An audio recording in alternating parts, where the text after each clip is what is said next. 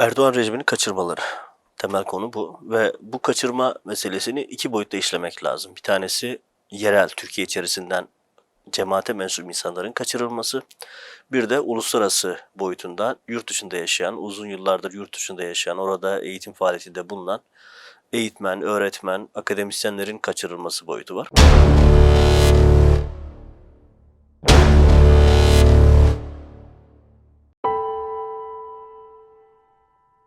Uluslararası hukuka aykırı kaçırma eylemi yapmak insanlığa karşı suç kapsamında yargılanmayı gerektiriyor. Operasyon yapıyor, hukuksuz bir operasyon yapıyor ve bunu yaparken de off the record diyor. Yani bu diyor kaçak bir operasyon diyor. Yani resmi bir zemin yok diyor.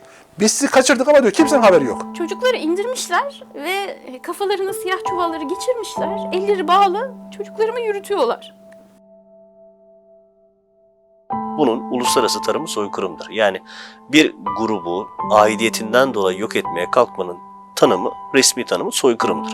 Ve Erdoğan şu anda soykırım yapıyor. 20 Eylül 2017 çarşamba sabahı erken saatlerde 1.45 gibi evimize 5 Toyota Hilux içerisinde yaklaşık 15-20 kişi Pakistan'ın güvenlik güçleri geldi. 4-5 tane de bayan vardı. Eşim o saatlerde ayaktaymış. Ben uyanıktım. Çocuklar o esnada uyuyordu. Eşim de uyuyordu. Yani insanlar kapımıza geldiklerinde biz ilk önce kimlik görmek istedik. Yani polis oldukları iddiasıyla geldi bunlar. Ellerinde uzun namlulu silahlar, kimilerinde tabanca var ama yani üniforma yok. Araçlarda herhangi bir kurumun logosu yok. Uluslararası hukuka aykırı kaçırma eylemi yapmak insanlığa karşı suç kapsamında yargılanmayı gerektiriyor. Bugün itibariyle ne yazık ki devlet aygıtını kullanan, devlet içerisinde çöreklenmiş bir suç örgütü diyelim. Çünkü normal bir devlet, hukuka bağlı bir devletin yapmayacağı mafya vari yöntemlerle kaçırmalar gerçekleştiriyor. Daha çok Erdoğan bu işi Pakistan hükümetiyle hallediyor, işte Afganistan hükümetiyle hallediyor, diğer ülkelerde olduğu gibi. Yani o ülkelerin liderleriyle bir takım maddi, bir takım ideolojik işbirliklerine giriyor ya da başka yöntemlerle bu ilişkiler devreye sokuluyor ve arkasından bu karar alınıyor. İşte orada Kaçmaz ailesinde olduğu gibi. Kapıyı açtık, evrak istedik. Yazı istedik, resmi yazı bununla alakalı. Korumaya geldik dediler. Sizi safe house'a yani güvenli bir eve götüreceğiz dediler. Tamam dedik olur ama bize bir evrak getirin. Hatta hadi kendisi bu saatte geleceğinize gündüz vakti evrakla gelseydiniz biz sessizce ortalığı kaldırmadan dedik ya biz kendimiz gelirdik yani. Olmaz dediler, şimdi bize ne geleceksiniz? Kimlik sorduk. Yani hukuki olan hukuki dairede ne sormuşsak hiçbir şeyi kabul etmediler. Ne evrak gösterdiler, ne kağıt, doküman vesaire yazı gösterdiler, ne kimlik kartı gösterdiler. Yani tamamen mafyatik, bu usulle eşime, kızlarıma ve bana saldırdılar. Bu sefer bunlar üçer beşer her birimize giriştiler. Yani birkaç tanesi bana, birkaç tanesi... Gözüm sürekli çocuklarda olduğu için ben çocuklarımın merdivenlerden sürüklenişini çok net hatırlıyorum. O merdivenlerde hiç sürüklendiniz mi merdivenlerde bilmiyorum. Yani sürekli canınız yanıyor ama siz onun aynı şekilde evladınızın da canının yandığını düşünüyorsunuz ve bu size daha fazla işkence ediyor. Yani bu daha büyük bir acıyla sizin canınızı yakıyor. Şimdi biz merdivenlerden indirildik. Ben çocuklarımın gene böyle yaka paça arabalara atılmaya çalışıldığını gördüm. İkisini bir arabaya koyduklarını hatırlıyorum. Beni bir arabaya koydular. Beni koydukları arabada 3 tane adam var. Ben hiç susmadım. Ben dedim bakın dedim niçin bunu yapıyorsunuz bilmiyorum ama ben öğretmenim. Öğrenci eğitmekten başka, bu çocuklara eğitim vermekten başka, okul açmaktan başka hiçbir şey yapmadım. Sonra benim başımdaki örtüyü çekti şahıs. Başörtümü aldı. Ben daha çok bağırmaya başladım. Ben dedim hayatım boyunca hiç başımı açmadım. Bu sefer bana sarıldı adam. Bak dedim bana dokunamazsın. Ya amacını bilmiyorum. Yani bana dokunamazsın dedim. Ben hani bu sexual abuse'a girer. Yok dedi ben sadece seni susturmaya çalışıyorum diyor bana ama ardından beni tokatlamaya başladı. Başörtüyle benim kafamı bağlamaya çalıştı bu sefer. Boğazımdan sıkıyor. Yani hani aklınca tülbent halbuki ama yani gözlerimi kapatacak. O şekilde boğazımı sıkıyor. Bir taraftan ne yapıyorsun diyorum. Nefes alamıyorum bu sefer. Ben de hani çırpınıyorum yani. Arabanın içinde bağıra çağıra çırpına bir 25 dakika kadar gittik. Vardığımızda çocukların arabası daha önce varmıştı oraya. İşte durduk orada. Çocukları indirmişler ve kafalarına siyah çuvalları geçirmişler. Elleri bağlı çocuklarımı yürütüyorlar. Yani önlü arkalı onlar orada yürütülüyorlar. Ben hani elim ayağım boşandı yani. Ben evlatlarımı koruyamadım, çocuklarımı koruyamadım. 18 ülkeden 80 tane çocuğu Milli İstihbarat Teşkilatımız paketlemiştir, Türkiye'ye getirmiş. Pakistan'da başlayıp Türkiye'de biten bir operasyon. Gizli bir operasyonla Türkiye'ye getirildi. Türk istihbaratı şüpheli Mesut Kaçmaz'ı özel jetle Pakistan'dan aldı. अब तो स्कूल के प्रिंसिपल, उनकी बीवी और 2 बेटियों का 3 दिन As I mentioned, United Nations aid खबर शामिल कर रहे हैं तुर्क शहरी का अहल खाना समेत लाहौर अगवा का 27 मामला Eylül'de gözaltına alındı. Başlarına çuval geçirildi ve gizli bir yere götürüldüler. Kolkata के इलाके में तुर्क शहरी होशमत बीवी और 2 बच्चों समेत उठा लिया Metropole गया Lahore in die Wohnung des ehemaligen Direktors der Park-Türk-Schulen, Mesut Koçmaz, gestürmt und hatten ihn und seine Frau sowie die gemeinsamen 2 Töchter mitgenommen. Über den Verbleib Mesut Kaçmaz ve ailesinin kaçırılması net bir örnektir. Bu konuda Birleşmiş Milletler Haksız Tutukluluk Çalışma Grubu'nun karar verdiği bir dosya. Bu dosyada bu başvuru üzerine Birleşmiş Milletler hem Pakistan'ı hem Türkiye'yi mahkum etti. Tazminata mahkum etti. Sorumlular hakkında işlem yapması talebinde bulundu. Ve orada çok açık şu ifadelere yer verdi. Yani aynen bu söylediğim şeyler karara da yansıdı. Devletler hukuk içerisinde iade talebinde bulunurlar. Yani uluslararası hukukta hukuk içerisinde bir kişiden, bir ülkeden isteyebilirsiniz. Ama Türkiye buna uymadı. Mafyavari yöntemle bu kişileri Birleşmiş Milletler koruması altındayken kaçırdı. Bunların hepsi uzun vadede bu işi yapan insanların uluslararası mahkemelerde yargılanmasını gerektirecek süreçler. Şu anda bu kararların hepsi yarın bu mahkemelere de delil olacak kararlar.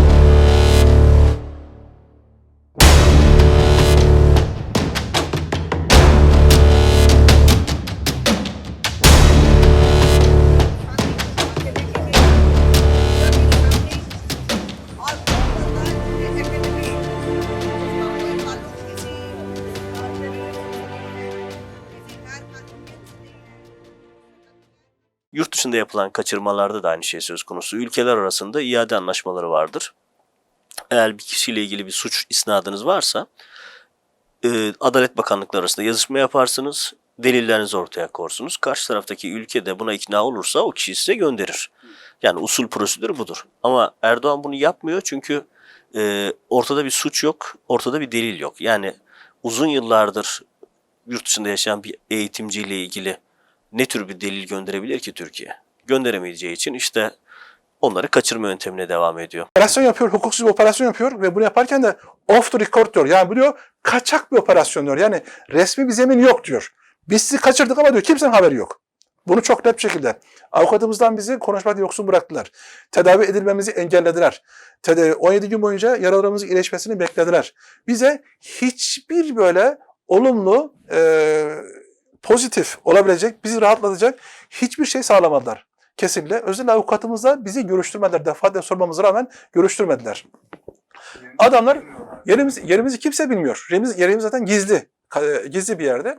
Ve bizi oraya götürmüş oldular. 17 gün orada tuttular. Arkasından 2 tane Zakir ve Cahit isimli kişiler geldi ve bize şunu söylediler. Ya başbakanımız işte size özel jet gönderdi.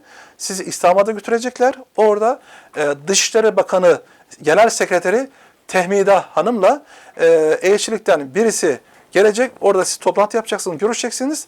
Arkasından avukatınız gelecek. Birleşmiş Milletler İnsan Hakları Komisyonu'ndan bir temsilci gelecek ve %99 sizin lehiniz olacak ve siz serbest bırakılacaksınız. Bakın serbest diyor. Hani en başta bize güvenlik denmişti, bizi korumak için almıştınız. Ona ne oldu diyorum. Hani telefonum takip ediliyordu. O telefonu takip eden kişileri bulacaktınız diyorum. Tabii ses yok, ses soluk yok. Yani cevap yok. Yani biz diyorlar mecburuz, kusura bakmayın. Bizimle gelmek zorundasınız. Yani biz hayır desek dahi, yani itiraz etsek dahi ediyoruz zaten. Hayır diyoruz. Ya elinizde bir şey yok. Mahkumsunuz. Dışarıda yine 15 tane silahlı, G3'lü, Kalaşnikovlu bekliyor. Asker bekliyor. Yani gitmek zorundayız. Başka çaresi yok yani.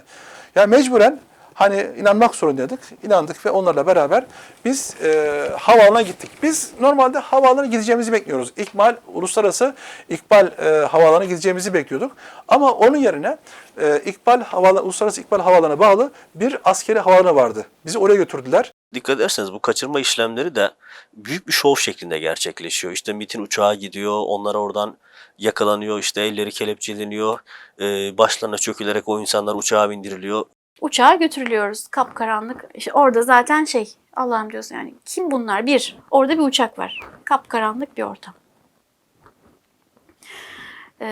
Yani gene aynı korku. Yani yok mu edileceksiniz? Öldürülecek misiniz? Nereye kaçırılıyorsunuz? Hangi ülkeye kaçırılıyorsunuz? Hani bilmiyorsunuz ki, o kadar da kafamızı karıştırdılar ki. Bizi kaçıran Türk istihbaratı mı, uluslararası bir istihbarat örgütü mü? Ya da işte yok edilelim diye başka bir Afganistan'da başka bir örgüte mi veriliyoruz? Biz Taliban'a mı veriliyoruz? Biz bilmiyoruz kime veriliyoruz yani o esnada. Neyse ardından orada biz uçağa doğru adım attık. Ben gene de vazifemi yapmak istedim. Bakın dedim, ben ülkeme eğer dedim Türkiye'den geliyorsanız, ben dedim Türkiye'ye şu anda gitmek istemiyorum. Birleşmiş Milletler'den aldığım UNHCR Protection sertifikam var. Gitmek istemiyorum ve ben bu uçağa şu anda istemsiz olarak bindiriliyorum şeklinde son bir kez daha bağırdım. İlginçtir, oradaki bayan şok oldu. Böyle gerçekten dedi, istemsiz mi biniyorsunuz? Bir kadın bu şekilde tepki verdi, uçaktakilerden birisi. İngilizce konuşuyordu. Yardımcı pilot zannediyorum, kıyafeti, çizgiler. Bir kadın. Ardından tabii ben bunu söyler söylemez ağzım tutuldu, ağzım bantlandı, ellerim tutuldu. Ben zorla bir yere oturtuldum. Koltuklardan birine oturtuldum. Ellerim, ayaklarım bağlandı, ağzım bağlandı, gözlerim bağlandı. Nefes alamadığımı bayıldım ben sonrasında. Ve ağzımı açtılar hani nefes alayım. Çünkü doktor vardı. Doktor insani yaklaşıyordu. Yani daha hümanist yaklaşıyordu duruma. O beni yatırmaya çalıştı falan. Ben kalktığımda bir baktım. Çocuklarımın da ellerini ayaklarını bağlamışlar.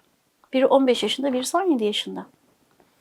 Ben bağırmaya başladım. Bunu dedim, yani Türk olduklarını Türkçe konuşmaya başladılar çünkü. Bunu dedim devletim bana yapamaz. Ben dedim, benim devletim dedim, kim suçlu kim suçlu değil ayırt edebilir. Ben hayatım boyunca devletime güvendim ve bunu dedim devletim bana yapıyor olamaz.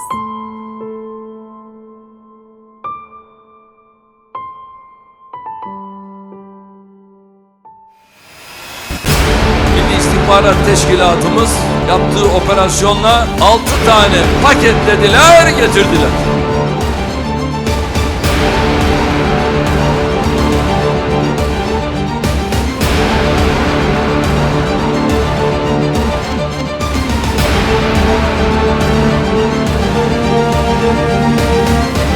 Moldova Cumhuriyeti bir devlet olarak sizin temel haklarınızı koruyamadığı için çok üzgünüm.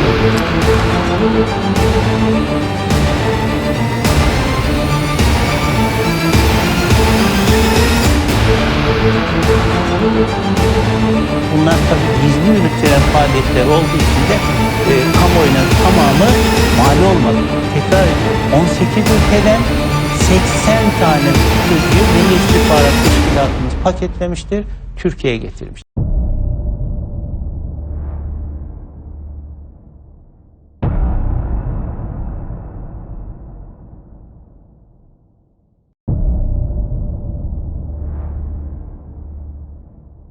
Şimdi yurt içi kaçırmalar aslına bakılırsa 15 Temmuz'dan önce başladı. Yani 15 Temmuz'dan sonra yoğunlaştı. Daha yaygın hale gelmeye başladı. Ama 15 Temmuz'dan önce, hatta 15 Temmuz'dan yaklaşık bir yıl önce Ankara'dan kaçırmalar başladı. 26'nın üzerinde Gülen cemaatiyle bağlantılı olduğu iddia edilen insanlar kaçırılıyorlar. Gündüz vakti kaçırılıyorlar. Burada da bir pattern, belli bir sabit bir uygulama olduğunu görüyoruz. Ve bu isimler uzun süre haber alınamadı. Aylarca aileleri bu insanları aradı. Ankara'nın göbeğinde siyah transportörlerle insanlar kaçırıldılar. 97 gün oldu bugün itibariyle ama hiçbir gelişme yok. Sahip çıkan herkesin, insanlık onuruna saygı duyan herkesin destek olması amacıyla çekiyorum. Lütfen bu insanlık suçlarına ortak olmayın. Yani bu bizim eskiden özellikle benim mesleğe yeni başladığım yıllarda çok popüler olan beyaz Toroslar, Güneydoğu'da yapılan faili meçhuller. 90'lı yılların Türkiye'sinin gerçeğiydi bu. Erdoğanlı yılların Türkiye'sinde de siyah transportörler var. İnsanlar caddelerin ortasından, sokakların ortasından kaçırılıyor ve aylarca haber alınamıyor. Milletvekilleri mecliste gündeme getiriyor ama devletin hiçbir şekilde cevap vermediği bir durum söz konusu. Bilmiyoruz bu insanlar kim ama bir tanesinin eşi bana gelerek odamda ağladı ve ifade etti Edirne Karayolu'nda kaçırıldığını eşinin. Şimdi 6 insan kayıp deniyorsa bir mecliste o zaman gerçekten bu çok ciddi olarak dikkate alınması gereken bir şeydir. Biraz evvel bahsettiğim konu gerçekten önemli. Bütün mesele Gülen cemaatini kriminalize etmek, onlar hakkında dosyalar oluşturmak. Buradaki temel argümanda, temel dayanakta iftira ve itirafçılık müessesesi üzerine kurulmuş. Çünkü diğer hiçbir delil size bunları sunmuyor. Hepsi hukuki. Gökhan Türkmen 125 gündür. Özgür Kaya 120 gündür. Yasin Ugan 120 gündür. Erkan Irmak 116 gündür. Salim Zeybek 112 gündür. Mustafa Yılmaz ise 114 gündür kayıp. Maalesef Türkiye'de MİT'e yargısal anlamda hiçbir şekilde soru sorulamadığı için, çünkü doğrudan Erdoğan'ın kendisine bağlı kurum olarak ve yargılama izni de Erdoğan tarafından veriliyor. Dolayısıyla emniyet üzerinden yapamadıkları, yargı üzerinden yapamadıkları operasyonları direkt olarak MİT'in kaçırmalarıyla yapıyorlar. Türkiye içerisindeki kaçırmalar bu. Yani tamamen operasyonel amaçlı kaçırmalar.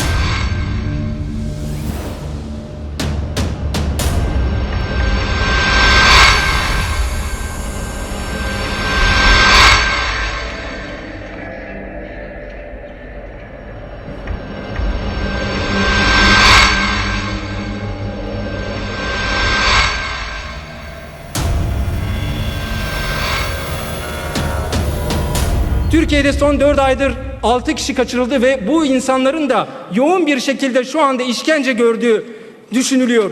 Burada bu insanlar günlerce her türlü işkenceye maruz kalmışlar. Zorla ifadeye verilmeye çalışılmış. Bu insanların verdiği iddia edilen ifadelerle daha sonra kitlesel operasyonlar başlıyor. Özellikle emniyete ve askeri yönelik operasyonlarda aynı taktik çok yoğun olarak işlendi. Yani Türkiye içerisindeki kaçırmanın temel esprisi bu. Ankara'nın orta yerinde ayın 13'ünde Etimesgut'ta Özgür Kaya ve Yasin Ugan, 41 ve 43 yaşlarında 2 yurttaşımız, 40 kişi oldukları iddia edilen şahıslarca, silahlı sarhoşlarca gözaltına alınmışlar. Avukatları başvuru yapıyorlar. Eşinin başvurmadığı hiçbir yer kalmadı. Bizler girişimde bulunduk. Ama bu iki yurttaşın akıbeti konusunda maalesef bir bilgiye ulaşamadık. Maalesef. Ve zorla kaybedilme de bütün belgelerde, uluslararası belgelerde ve metinlerde ve bizim ceza yasalarımızda insanlığa karşı suç olarak kabul ediliyor. Ve bu Ankara'nın orta yerinde oluyor. Tabii uzun süre şu biliniyor tabii, bu insanlar aylarca ortada yoklar. Sonra birden bir yerlerde ortaya çıkıyorlar. Örneğin Önder Asan case'i Human Rights Watch'un raporunda ele alınmıştır. Oradaki örnektir, yani prototip bir case. Yasin Ugan ve Özgür Kaya'yı başına bir poşet geçirmek suretiyle götürdüğünü tüm mahalleli bana anlattı. Oysa ki çarşamba günü İçişleri Bakan Yardımcısı biz onları arıyoruz diyordu. Olur, biz bulduğumuzda İçişleri Bakanlığı'na bunları bildiririz. Aynı zamanda Salim Zeybek Edirne'de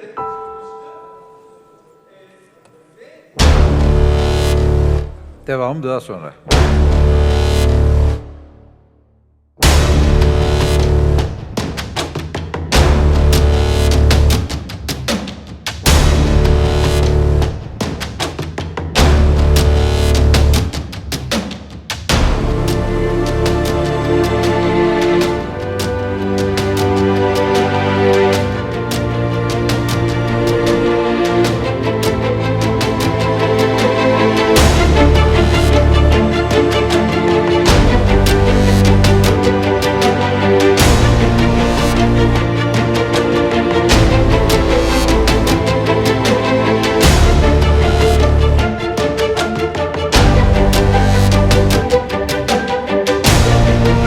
Hoşçakalın.